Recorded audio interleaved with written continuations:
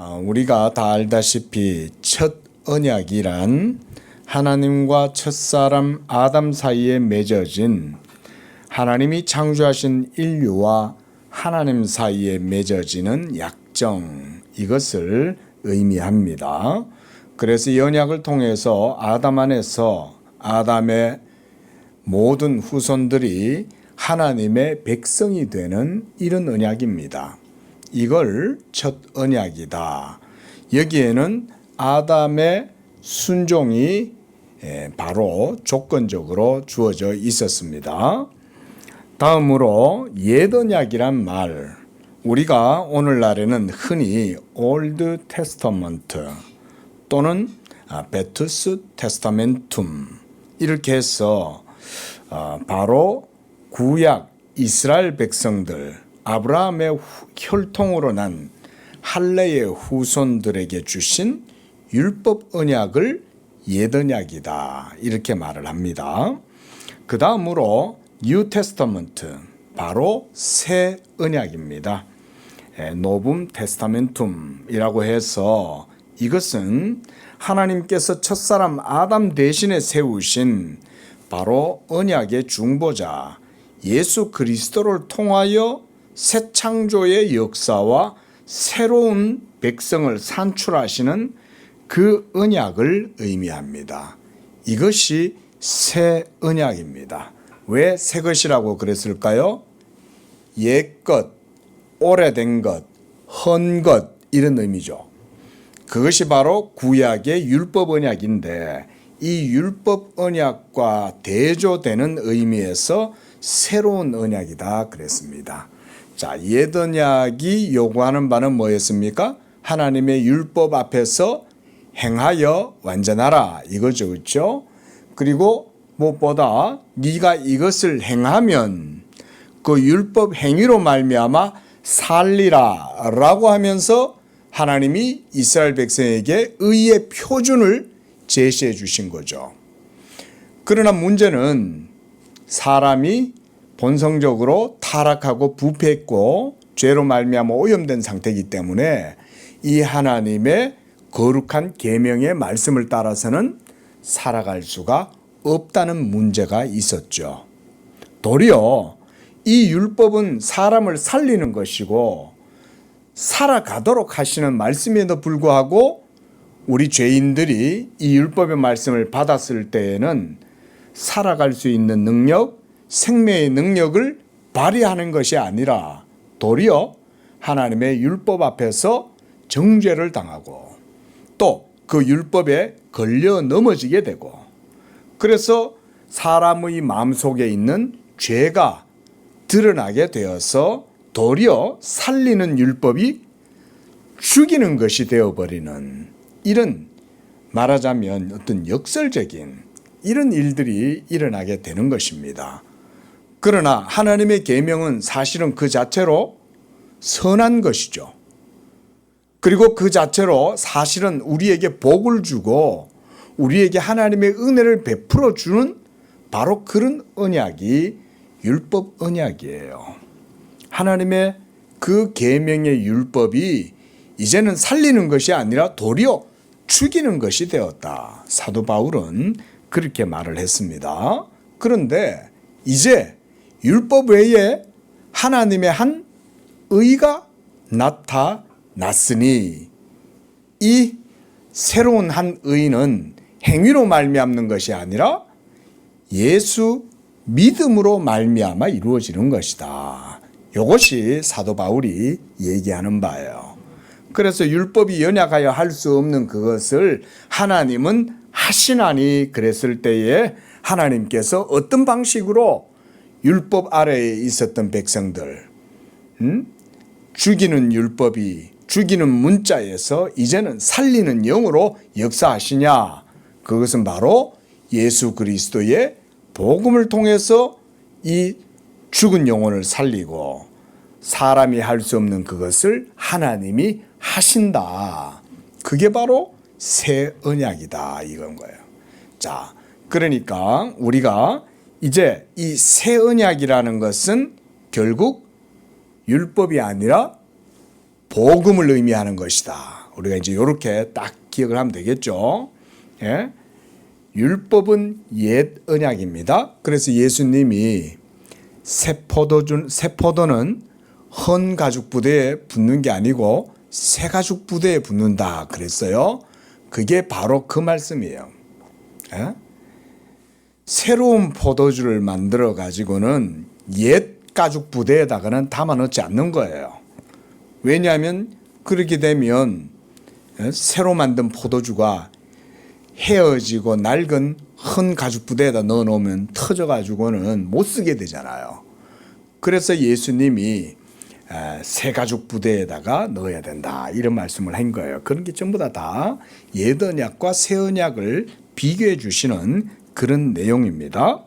자, 그러니까 이 새 언약이라고 하는 것은 하나님께서 첫사람 아담과 세우신 바로 언약의 중보자 예수 그리스도를 통해서 새 창조의 역사와 새로운 백성을 산출하고 새 언약의 경륜을 이루어가는 그런 언약이에요.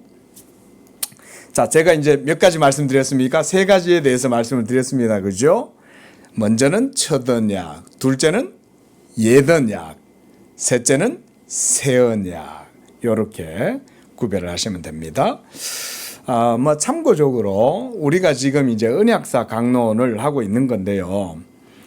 먼저는 사실은 이제 우리가 언약을 그런 어떤 다양성의 차원에서 구별을 하는데, 먼저는 구속 언약이다 이렇게도 부르죠. 그거는 사실은 엄밀한 의미에서는 우리 사람들 사이에서 이루어지는 하나님과의 언약이 아니죠. 그것은 삼위일체 하나님 안에서 이루어진 구속 언약이란 개념보다는 카운슬, 의논, 협약 이런 의미로 보는 게 훨씬 더 좋습니다. 그래서 성부, 성자, 성령 하나님이 영원 전에 존재론적 삼위일체 하나님 안에서 이루어진 그런 협약이다.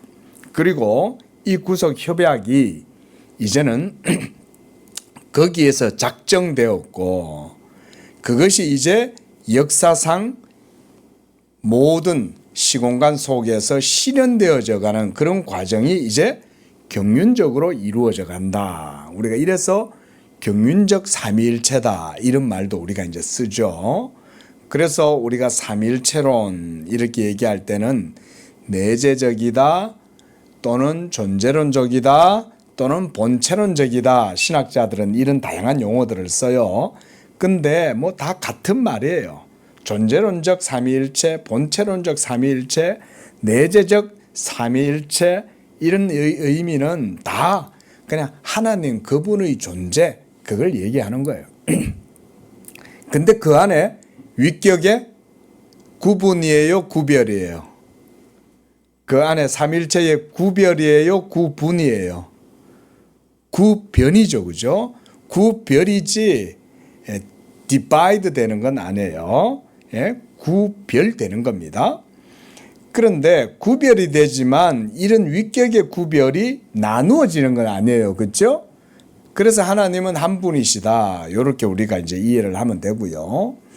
그리고 이렇게 각 위격 사이에 이루어진 신적 협약이 역사 속에 펼쳐지고 성취되어져 가는 그 과정을 우리가 지금 언약사를 통해서 지금 이제 함께 이 오전 시간에 보고 있는 거예요. 그것이 이제 경륜적으로 이루어져 가는 거예요. 근데 경륜적으로 이루어져 갈 때도 그 속에도 위격의 구별이 생겨요. 성부 하나님의 역사가 있고 성자 예수님의 맡은 역할이 있고 성령 하나님의 역할이 있어요. 그럼에도 불구하고 이런 경륜도 따로 나뉘어져서 이루어지는 게 아니라 존재론적인 내재적인 삼일체 하나님 그분 자신이 이 모든 것들을 다 행하신다. 신학을 공부하는 분들에게도 쉽지 않은데 우리 성도님들도 그러나 이런 걸 제가 들어야 된다 그랬죠. 이런 걸 듣는 게 설교예요. 설교는 이런 걸 들어야 돼요. 여러분 이건 신학교에서만 얘기해서는 안 돼요. 신학이 그러다 보니까 목회자들의 전유물이 되어버리는데 여러분 그거는 좋지 않은 현상입니다. 원래 신학은 복음에 의해서 나온 것이면 모든 성도들이 다 들어야 돼요. 그리고 그거는 사도 바울도 얘기하고 성경에서 얘기하는 거잖아요. 그죠? 권사님 맞죠? 사도 바울이 얘기한 거면 그건 신학자들의 전유물이 아니에요. 모든 성도가 다 듣고 그리고 목사들은 그걸 해명해 줘야 돼요. 그게 목사들이 하는 일이에요. 맨날 뭐 사는 환담이나 나누고 이런 게 설교가 아니에요. 설교는 하나님 말씀 얘기해 주고 성도들이 그거를 깨닫도록 목사가 가급적 성령의 은혜로 권면하고 그 가운데에서 해주고 그리고 그걸 듣고 성도들은 믿음을 가지는 거예요. 예. 자, 오늘도 사도 바울 우리가 에베소서 1장 10절의 내용을 갖고 하고 있습니다. 자, 언약사를 통해서 저는 여러분들이 하나님의 하시는 일과 그걸 통해서 이루어지게 되는 하나님의 경륜, 또 하나님 나라, 또 영적인 그런 것들, 진리에 대한 것들을 여러분들에게 증거하고자 하는 거예요. 자, 오늘 본문 에베소서 1장 10절에서 사도는 하나님이 하시는 일에 대해서 묘사하고 있습니다. 그것은 하늘에 있는 것이나 땅에 있는 것이 다 그리스도 안에서 통일되게 하려 하심이다. 이렇게 말씀하고 있습니다. 그리고 원문에는요, 사실은 이 9절의 내용도 포함이 되어져 있어요. 그래서 약간 절 표기가 조금 잘못됐어요.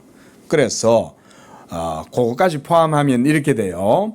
그리스도 안에서 때가 찬 경륜을 위하여 에이스 오이코노미안 투 플레로마토스톤 카이론 이렇게 돼요.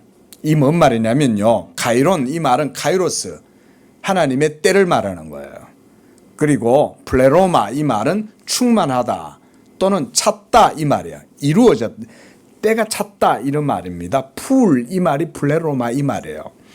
그 다음 오이코노미아 이거는 이제 디스펜세이션 바로 하나님의 경륜 이런 말입니다. 그러니까 하나님의 때 카이로스가 이제 때가 찬 거예요. 그리고 그 경륜이 이제 이루어지게 되었어요. 그게 어떻게 이루어졌냐? 그리스도 안에서 하나님이 만유를 통일하시는 그 일이 이제 이루어졌다 그 말입니다. 그게 바로 하나님의 시간이에요. 이 하나님의 시간이 어디와 딱 매치가 되어서 절정을 이루냐? 우리가 절정 그러면 뭐 생각납니까? 바로 이 최고의 절정이 계시의 절정이 어디에서 이루어졌어요? 예수님의 성육신을 통해서 이 하나님의 영원한 말씀의 계시가 거기에서 딱 드러났죠. 그래서 이 모든 날 마지막에 아들로 우리에게 말씀하셨다. 마지막에 그랬잖아요. 마지막 때란 말이에요. 그것이 이제 아들을 통해서 나타났다. 그런 게 바로 하나님의 시간, 계시의 절정 그때 이루어졌다 이런 말입니다. 그 다음 또 하나가 뭐냐면 오늘 본문 말씀을 보세요. 그리스도 안에서 뭘 하나님께서 하셨어요? 통일되게 했다 그랬습니다. 여기에서 통일이라는 말의 원어적 의미는 gather, 모은다 라는 의미예요. 모은다. 우리말 번역으로는 통일되게 했다. 그러니까 모두를 다 하나 되게 만들었다 이 말이죠. gather라는 말은 그런 의미가 있습니다. 요거를 또 다른 말로 이레나이우스라는 분은 이런 사상을 신학적으로 레카피툴레이션 이렇게 또 표현했어요. 이것도 그리스도로 말미암는 하나님이 모든 만물을 새롭게 하시는 이게 이제 그 이레나이우스라는 교부의 신학이었습니다. 자, 어쨌든 자, 지금 사도 바울이 말하는 바는 뭡니까?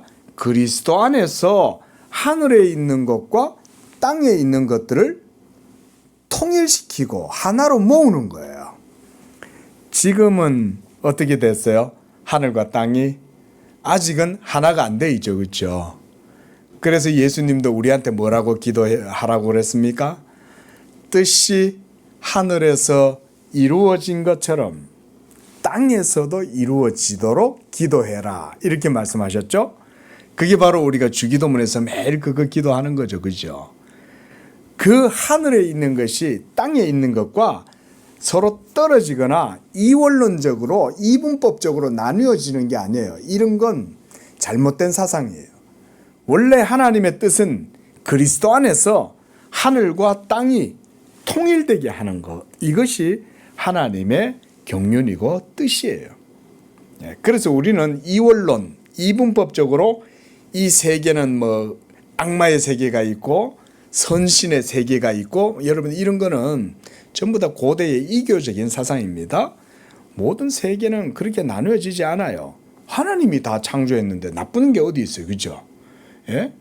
그저 잠시 하나님의 진노와 저주를 당한 사탄이 이 세상의 공중권세를 잡고 막 쥐락나락하고 있지만 그거조차도 사실은 하나님의 섭리 가운데 있는 거죠. 예. 자, 그래서 만물을 그리스도 안에서 통일시키는 그런 하나 되게 하시는 이런 역사가 바로 하나님의 언약의 경륜이다. 우리가 이렇게 이제 맥락을 잡아가면서 이 오전 설교를 여러분들이 들으셨으면 좋겠습니다. 그래서 오늘은 제가 말씀드린 첫 언약과 옛 언약과 새 언약, 제가 이렇게 제목을 정했는데 오늘은 주로 조금 새 언약에 관한 내용을 먼저 좀 얘기를 하려고 그럽니다. 왜냐하면 이 새 언약은 결국 궁극적으로 예수 그리스도를 통해서 이루어지는 새 창조의 역사잖아요. 보라, 새 것이 되었도다. 이전 것은 지나갔다. 이런 얘기를 하죠.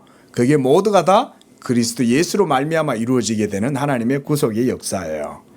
예, 그래서 먼저 이걸 얘기하고 그 다음에 이제 아담과의 첫 언약에 대해서도 제가 여러분께 말씀을 좀 드리고, 그런 다음 이 첫 언약이 이제는 아담의 불순종으로 말미암아 폐하여졌죠. 깨어졌잖아요. 그래서 하나님이 그 다음 준비하신 게 사실은 새 언약을 준비하는데, 이 새 언약이 이루어지는 과정 속에 등장하게 된 언약이 옛 언약이에요. 그게 바로 율법 언약입니다. 이렇게 우리가 좀 이해를 하시면서 우리가 이 오전 시간에는 이런 공부를 지금 하고 있는 겁니다. 자, 그래서 고대로부터 지금까지 철학자들과 과학자들은 모든 만물을 지탱하고 있는 하나의 근원적인 힘 또는 원리가 있다고 생각하고 그걸 설명하기 위해서 끊임없이 노력해 왔어요. 어느 정도 공부를 하신 분이라면 중학교, 고등학교 때 기본적으로 이 탈레스 이런 사람에 대해서는 다 들어봤을 겁니다. 고대의 히랍의 철학자였죠. 그리스 철학자. 그는 뭐라고 했냐면 모든 만물은 물로 이루어져 있다. 이렇게 생각을 했어요.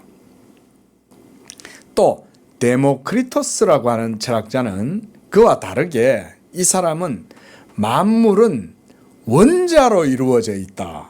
야, 굉장히 과학적이죠.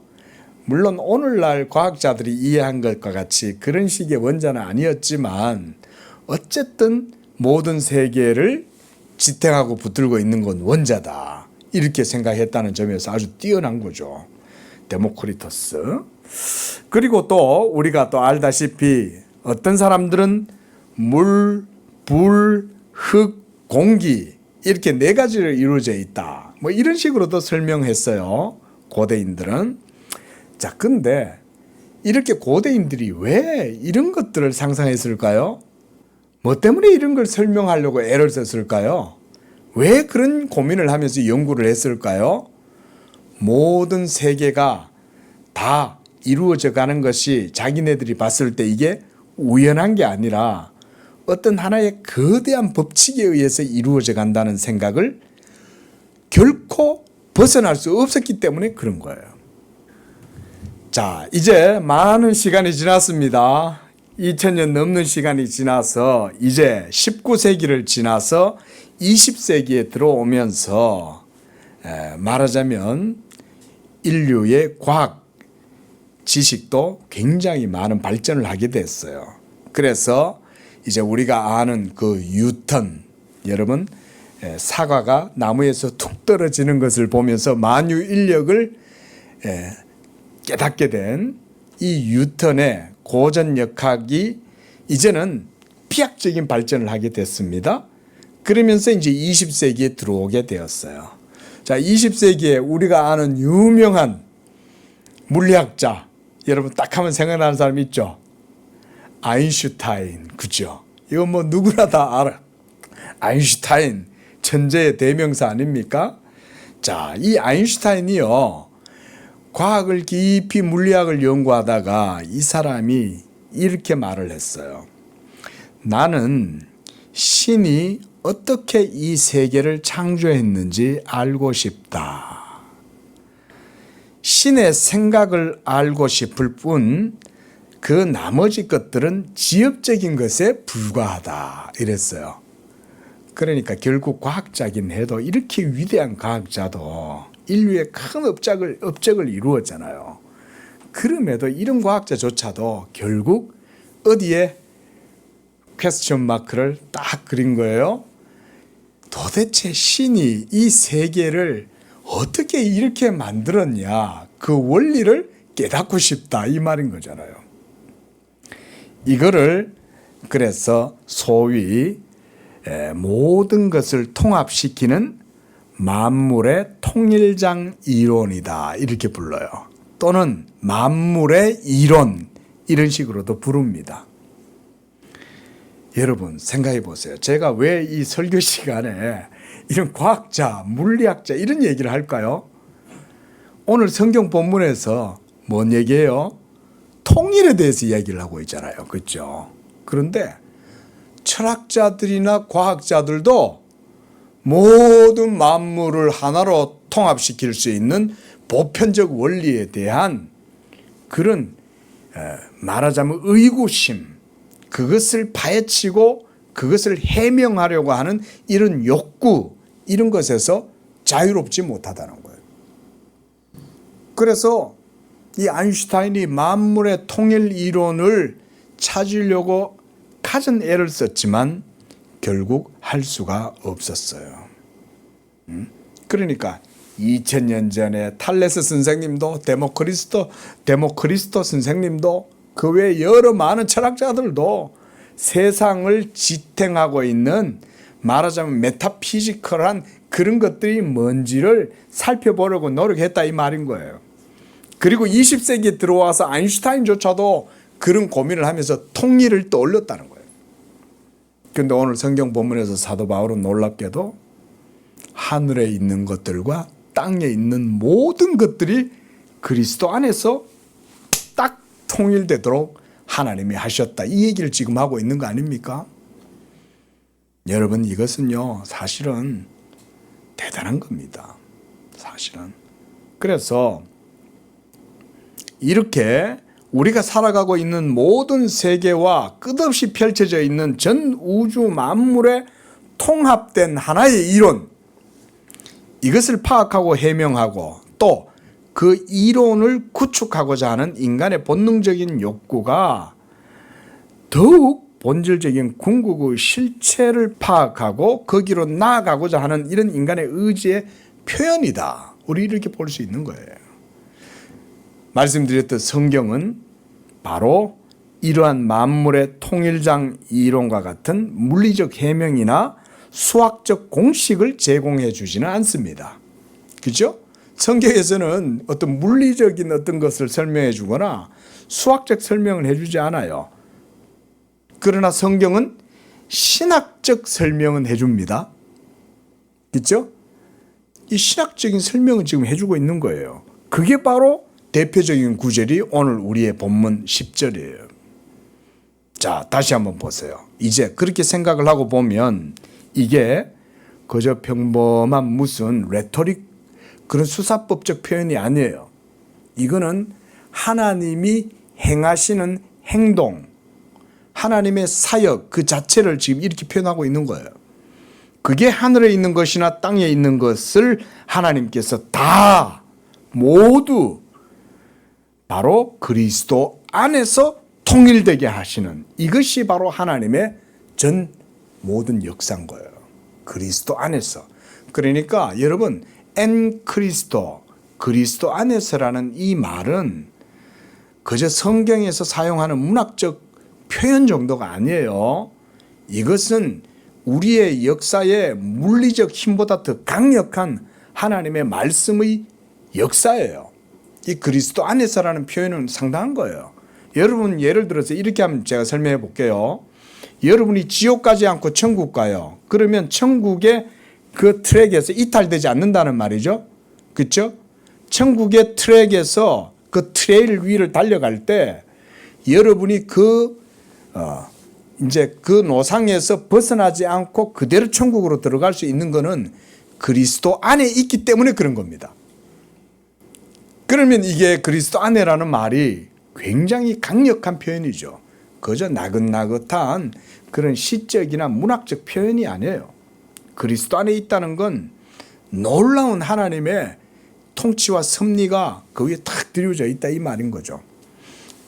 이 아이언돔의 사정거리 안에 있으면 막을 수가 있죠. 그죠? 아무리 사탄이 막 별별 걸 다 갖다 쏘아 넣어도 여기는 하나님이 딱 지켜주시는 거예요. 여러분 그리스도 안에서라는 개념을 그렇게 생각하시는 게 좋습니다. 그저 나긋나긋한 문학적 표현, 레토릭 정도로 생각하면 안 돼요. 실제적인 거예요.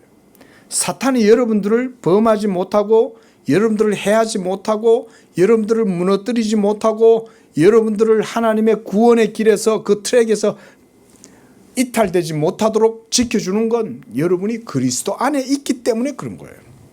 이 정도로 생각해야 이게 그리스도 안이라는 개념이 정확한 거예요. 그런데 하나님께서는 지금 그 일을 하고 있다는 거예요. 그리스도 안에서 이렇게 모든 세계가 통일이 되도록 하신다. 본시 하나님께서 세계를 창조하시고 자기의 형상을 닮은 아담을 통해서 그와 언약을 맺고 하나님의 충만한 영광과 창조의 목적이 이 아담을 통해서 온 세계 가운데 충만하게 드러나도록 하신 것이 하나님의 뜻이었습니다. 그래서 하나님께서 아담을 창조하시고 모든 세계를 다 창조하신 다음 그들에게 무슨 명령을 주셨어요? 우리가 지난주에 이제 하나님의 삶은 하나님의 명령입니다 라는 주제로 제가 2주간 말씀을 드렸는데 창세기에서 하나님이 그렇죠. 번성하고 땅에 충만하라 그랬죠. 그때 생육하고 번성하고 충만하면 어떤 효과가 생겨나겠습니까? 하나님의 영광이 인류의 삶을 통해서 영광스럽게 드러나는 거예요. 그러니까 인류는 하나님의 명령을 따라서 삶을 살면 그들의 모든 삶의 전 영역이 하나님의 영광에 충만한 현시가 체계적으로 이루어지는 거예요.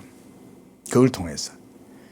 그 속에서 각 사람들은 다양한 은사들을 드러내요. 어떤 사람은 위대한 음악가가 되고 어떤 사람은 위대한 어떤 엔지니어가 되고 어떤 사람은 위대한 정치가가 되고 이러면서 각 분야에서 막 어마어마한 탁월한 영향력을 드러내요. 그런데 그런 것들이 전체 사회의 체계를 이루면서 한마디로 보편적 유니버셜한 세계를 이룸으로써 하나님의 영광이 나타나도록 하는 거예요. 이게 우리 개혁주의에서 말하자면 문화창조 명령의 기본적인 내용이에요. 원래 이것을 하나님이 아담을 통해서 그리고 그에게서 난 인류를 통해서 영광 받으시기 위한, 그래서 예배와 찬양으로 하나님께 영광 돌리기 위한 그런 하나님의 섭리였습니다. 이게 개혁주의 세계관이에요. 이런 게 기독교는 이런 거예요. 하나님의 명령에 의해서 온 인류가 생육하고 번성하고 충만함으로 하나님의 영광을 드러내는 거예요. 그게 예수 믿는 여러분에게 이제 다시 여러분들을 통해서 이루어지게 하시는 줄로 믿으시기 바랍니다. 지금 이제 중요한 건 그거예요. 예수 믿는 이제 성도들을 통해서 하나님이 이제는 아담을 통해서 원래 하려고 했던 그거를 이제는 새 언약 백성들, 새 창조의 피조물들을 통해서 그 일을 이루고자 하시는 것. 이것이 이제 우리 개혁주의의 말하자면 전망, 이런 거 이제 바로 세계관이다 할 수 있습니다. 그래서 이렇게 첫 언약 때에도 하나님은 아담과의 언약을 통해서 방금 말씀드린 것처럼 하늘에 있는 것이나 땅에 있는 것이 전 피조 세계 영역이 다 하나님의 말씀 안에서 통일이 되게 하신 거예요. 그래서 아담에게는 땅과 하늘이 구분이 없어요. 왜냐하면 아담은 땅에 있긴 하고 흙으로 지음을 받았지만 그의 마음과 영혼은 하나님과 맞닿아 있죠. 왜냐하면 그는 지금 하나님을 두려워하지도 않고 빨가벗고 있으면서도 부끄러운 줄도 모르고 온 자연과 혼연일체가 되어 있잖아요. 좀 다르게 표현해 보면 아담에게 옷은 자연 만물이 옷이에요. 따로 옷을 지어 입을 필요가 없어요. 오늘날 무슨 유명한 패션 디자이너가 옷을 멋지게 만든다, 그런 거 필요 없어요. 하나님이 만드신 모든 세계가 다 아름다운 옷인데 거추장스럽게 뭘 걸쳐요. 죄가 없는 아담은 그런 게 필요 없어요. 하와가 그런 게 필요 없어요. 왜냐하면 온 세계가 아름다운데, 내가 옷을 입어가지고 굳이 그거를 가릴 필요가 없죠. 그런 개념으로 생각하시면 돼요. 그런데 아담에게는 땅과 하늘에 구분이 없습니다. 아담은 딱 의식이 작동하기 시작하고 하나님의 말씀의 빛이 그의 영혼에 충만하게 둘러 비칠 때 아담의 영혼은 이미 하늘과 땅 사이에 딱 서 있는 거예요. 그렇죠? 그리고 하늘과 땅은 이제 누구를 통해서 연결되어 있습니까? 하늘과 땅이 이제 누구를 통해서 딱 연결이 돼요? 그러면 아담이죠. 그때 당시에는 하늘과 땅 사이에는 하나님의 형상을 닮은 아담이 딱 서 있잖아요. 그렇죠?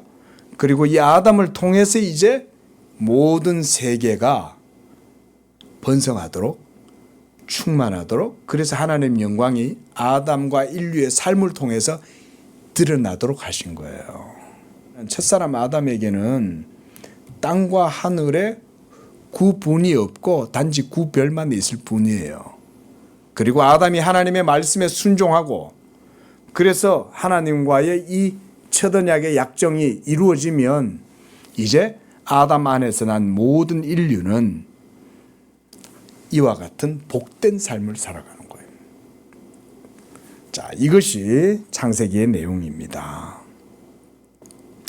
자, 그래서 이렇게 첫사람 아담의 순종을 통해 하나님과의 생명의 언약이 성립되고 아담 안에서 인류는 하나님의 자녀가 되고 또 하나님은 저희의 하나님이 되고 이로써 하나님께서 자신이 창조하신 전 피조 세계 가운데에 거하게 되시는 거예요. 자, 제가 지금 뭔 얘기를 하냐면 잘 들어보세요.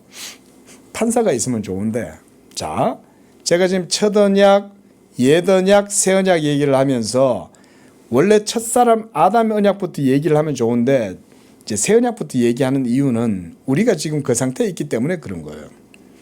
그러나 원래 첫사람 아담이 그 언약을 통해서 하나님이 의도하셨던 것과 예수 그리스도를 통해서 하나님이 의도하신 것은 동일한 거예요. 다르지 않아요. 단지 방식이 달랐을 뿐이에요. 그때는 아담의 순종을 통해서 이루어지는 것이지만 이제는 예수 그리스도의 순종을 통해서 이루어지는 거죠. 아담이 하나님의 계명에 순종해서 첫 언약이 이루어졌다면 인류는 아담 안에서 하나님의 백성이 되고 하나님은 저희의 하나님이 되시겠죠. 이것이 언약의 기본 내용이다. 우리가 이렇게 배웠어요. 그렇죠?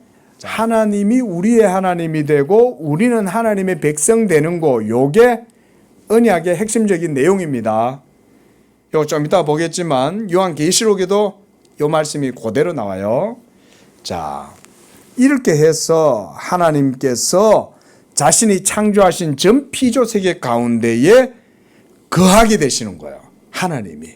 누구를 통해서? 첫사람 아담 때는 아담을 통해서 그 일이 이루어지고, 이제 새 언약 때는 누구 안에서? 예수 안에서 그 일이 이루어지는 거예요. 그래서 오늘 본문에서 예수 그리스도 안에서 하늘과 땅을 하나님이 모으신다, 통일되게 하신다, 이렇게 지금 얘기하고 있는 거예요. 그래서 우리가 다른 성경에서도 보면 이제 그 가운데 만유를 통일하고 이 언약 안에서 만유의 주가 되려 하십니다, 이런 말씀들도 있죠. 자, 성경은 바로 이러한 하나님의 구속 경륜과 사역을 한마디 단어로 표현해 주고 있어요. 바로 여러분 혹시 뭔지 알겠습니까? 이게 하늘과 땅이 하나가 되고 이 모든 것들, 바로 하나님의 구속의 경륜과 사역, 이걸 한마디로 성경이, 특히 이사야 선지자가 하는 한마디 단어가 있어요. 바로 임마누엘이에요. 그게 임마누엘이에요. 임마누엘이라는 뜻은 하나님이 우리와 함께 하신다라고 할 때 임마누가 그 의미예요. 그래서 우리들과 함께 있다, 이게 임마누라는 말이에요. 그 다음에 엘은 하나님, 이 말이에요. 그래서 하나님이 우리와 함께 계신다.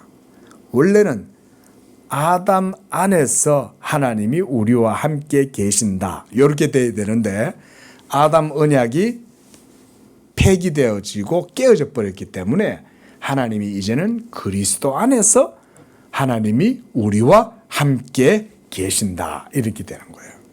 그게 임마누엘. 그래서 이사야 선지자는 임마누엘이라 하라, 이렇게 말한 거예요. 자, 이번에는 우리가 한번 성경을 찾아서 이번 요한계시록 21장 말씀 한번 찾아보도록 하겠습니다. 자, 이번엔 3절 말씀. 요거는 뭐 항상 표시를 딱 해놓으세요. 요거는 항상 보는 말씀이에요. 자, 21장 3절 찾으셨죠? 함께 읽습니다. 시작. 내가 들으니 보좌에서 큰 음성이 나서 이르되 보라, 하나님의 장막이 사람들과 함께 있음에 하나님이 그들과 함께 계시리니 그들은 하나님의 백성이 되고 하나님은 친히 그들과 함께 계셔서. 자, 여러분 보세요. 제가 오늘 말씀드리는 주제가 여기에 다 표현되어 있어요. 이 말씀을 보면 이 말씀은 곧 이사야 선지자가 말한 임마누엘, 하나님이 우리와 함께 계신다라는 그 예언이 성취되었다는 것을 알 수가 있습니다. 그리고 단순한 내용만 아니라 어떻게 성취되고 어떤 형태를 갖고 있는지도 얘기해 주고 있어요. 장차 온 세계 가운데 완성될 바로 그 상태는 하나님의 장막이 사람들과 함께 있게 된다는 거예요. 이게 요한계시록 21장 3절의 비전이에요. 자, 여기서 하나님의 장막이란 뭐냐면 하나님이 거하시는 텐트, 말하자면 집, 이런 말인 거죠. 그게 바로 성전이에요. 하나님이 거하시는 집이니까 성전, 그걸 하나님의 장막이라고 그래요. 바로 이 성전 집, 이게 요한복음에서는 무엇을 두고 하나님의 성전이라 그랬습니까? 예수님이 성전을 보면서 뭐라 그랬어요? 너희가 이 성전을 허물어라, 내가 사흘 만에 세우겠다 말씀하시고, 나중에 제자들이 예수님의 그 말씀을 뭐라고 해석을 하냐면 이는 성전된 자기 몸을 말씀하심이로라 그랬어요. 그러니까 예수님의 몸이 바로 하나님의 성전인 것입니다. 그리고 하나님은 이 몸을 통해서 하나님이 거하실 성전을 세우시는 거예요. 예수님은 그러니까 십자가의 죽으심을 통해서 하나님이 거하실 성전을 자기 몸으로 지으신 거예요. 예?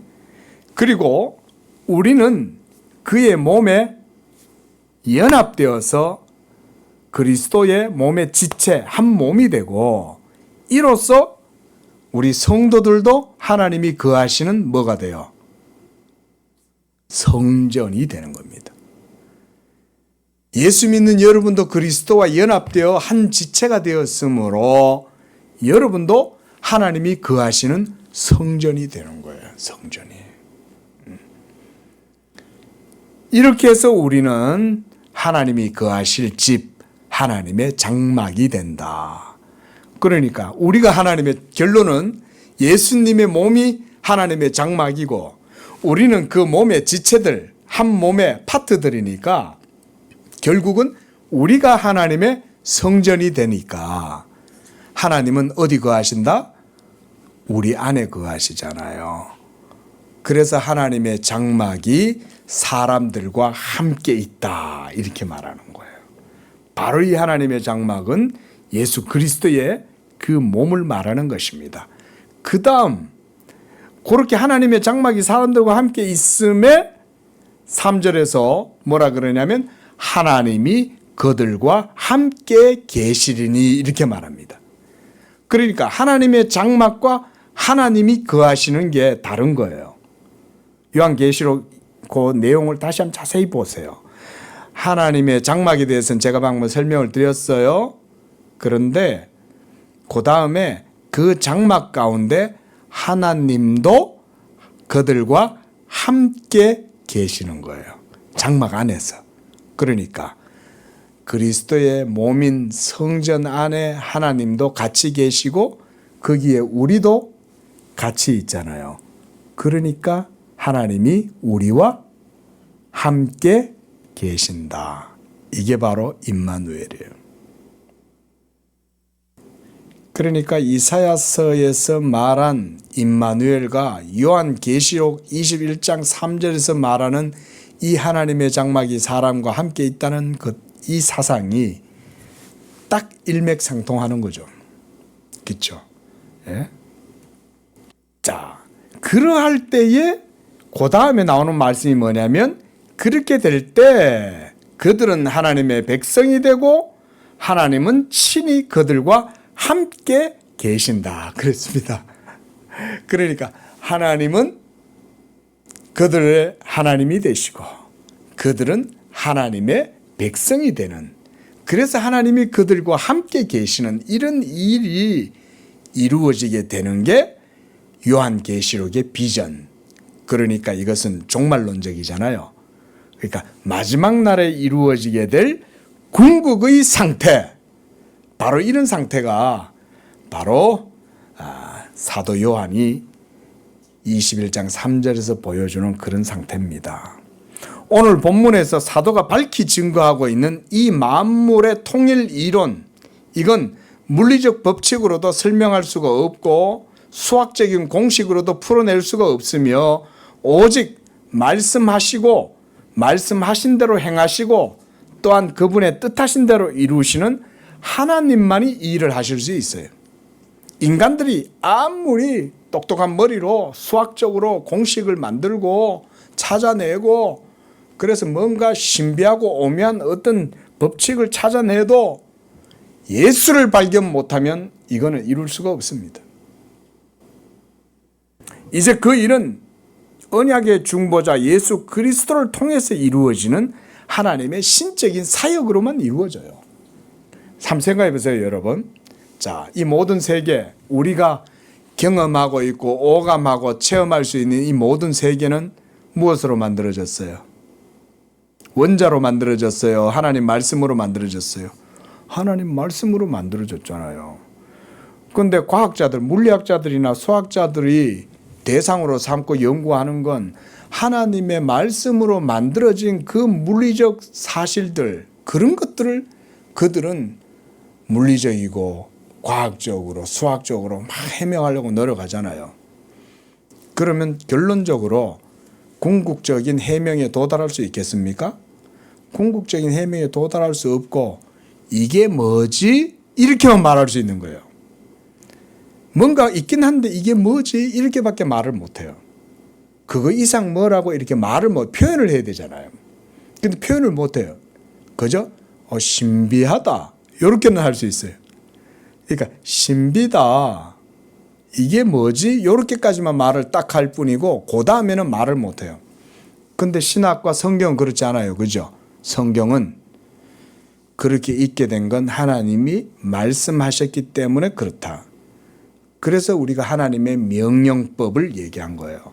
하나님이 명했으니 명하신 대로 모든 만물은 작동하고 있는 거예요. 그리고 그 속을 들여다보니 만물의 통일장 이론이 그 속에 강력도 있고 양력도 있고 중력도 있고 그 안에 이런 모든 세계를 이루는 행력들이 있더라. 야, 이게 뭐지? 이 힘들이? 근데 그 힘을 하나로 통합하는 이론은 찾을 수가 없죠. 왜 못 찾겠어요? 하나님이 명령했으니까 그러게 된 거 아니에요. 그럼 그걸 찾으려면 하나님의 명령을 찾아야지. 하나님이 명했으니 모든 세계가 한 목적적이고 합력하여 선을 이루는 거 아니겠어요? 여러분, 그래서 여러분 이런 성경의 사실들은 과학적 사실보다 뛰어난 거예요. 사실은 여러분들이 그걸 고백하셔야 돼요. 우리 예수 믿는 분들은 그걸 아셔야 됩니다. 성경을 콕 캐묵은 옛날의 문서로 생각하는 분들은 아직도 복음의 은혜 안에서 진리의 지식에 도달하지 못한 거예요. 예수 그리스도의 복음의 진리는 판명하다 그랬어요. 확실한 거예요. 분명한 거예요. 예? 그게 성경의 진리입니다. 성경이 우리에게 제시하고 보여주는 이런 신학적인 모든 내용들은 판명한 거예요. 판명한 거예요. 하나님의 말씀의 빛으로 모든 사물과 그 속에 있는 현상들을 이해하면 그 모든 것들의 실체는 철학적 실체가 아니에요. 예수 그리스도가 실체예요. 그거를 보여주고 있다. 그래서 이러한 언약의 경륜에서 첫사람 아담이 타락하게 되고 둘째 아담이신 예수 그리스도를 통해 하나님은 자신의 영광의 목적을 이제 이루려 하시는 거예요. 하늘과 땅에 있는 모든 것이 다 그리스도 안에서 통일되게 하려 합니다. 이것을 통해서 마지막 그 궁극의 상태, 우리가 이런 거 얼티밋이라 그러잖아요. 궁극적인 상태가 바로 오늘 본문의 내용이에요. 제가 이제 요 새 언약을 통해서 이루어지게 되는 이런 궁극의 상태를 먼저 말씀드리고 그 다음에 우리가 이제 아담에게로 다시 거슬러 가서 아담 언약을 다시금 되짚어 보는 거예요. 제가 이제 이런 방식으로 보려고 그러는 거예요. 여러분, 우리가 아무리 창세기 읽어봐도 도대체 이 창세기가 뭔지, 왜 사과를 따먹었는지 뭐 이런 식으로는 생각하잖아요. 여러분, 그게 아닙니다. 우리가 언약사적으로 첫 언약을 깊이 살펴볼 때 그 속에 하나님의 놀라운 깊은 그런 뜻이 있는 거예요. 자, 만물의 통일 이론이다. 제가 이제 물리학자들이 쓰는 그런 표현을 썼는데 모든 것을 하나로 통합이 되었다. 우리가 한번 생각해 봅시다. 모든 것을 하나로 통합할 수 있는 어떤 이론 단초를 찾았다. 라고 이렇게 한번 가정을 해봅시다. 그러면 그 모든 것들을 있게 하신 하나님은 어디 계실까요? 그렇죠? 우리는 하나님이 모든 세계를 창조하셨다고 이렇게 믿어요. 그러면 하나님이 그 모든 만물의 통일을 이루신 그 하나님은 어디 계실까? 우리가 이렇게 한번 질문해 봐야 됩니다. 그러면 만드신 그 세계 바깥에 우리가 공을 한번 상상해 보세요, 여러분. 공이 모든 세계다. 그러면 공을 갖고 노는 아이는 공 바깥에 있죠, 그죠? 공 안에 없죠. 공 안에는 공기만 팽창이 돼가지고 까딱하겠죠. 예. 그것처럼 하나님이 만드신 세계 밖에 하나님이 계실까? 아니면 안에 계실까? 이런 말이에요. 성경은 어떻게 얘기하는 것 같습니까? 하나님이 만유 안에 만유의 주로서 거하시려 하심이다. 그랬죠. 그렇죠? 요게 우리가 고린전서 15장에 나오는 그런 말씀이죠. 자, 그래서 하나님이 거하실 집이 없어서 그렇다면 하나님은 이런 걸 만들어 놓으시고 그 안에 거하시는 것일까? 또 우리가 이제 이렇게도 또 생각해 볼 수 있겠죠. 하나님이 집이 필요하십니까? 안 필요하십니까? 하나님 집 안 필요하죠. 또 하나님은 이 우주 만물을 만들어야 뭔가 하나님에게 도움이 되니까 만드신 걸까요? 그러면 그건 하나님이 아니에요. 그죠? 뭔가가 어떤 것이 필요하니까. 그래서 하나님 이외에 다른 어떤 것에서 뭔가를 만들어서 그걸 보조적으로 사용해야 더 완전해진다? 이러면 하나님의 완전성이 깨지죠.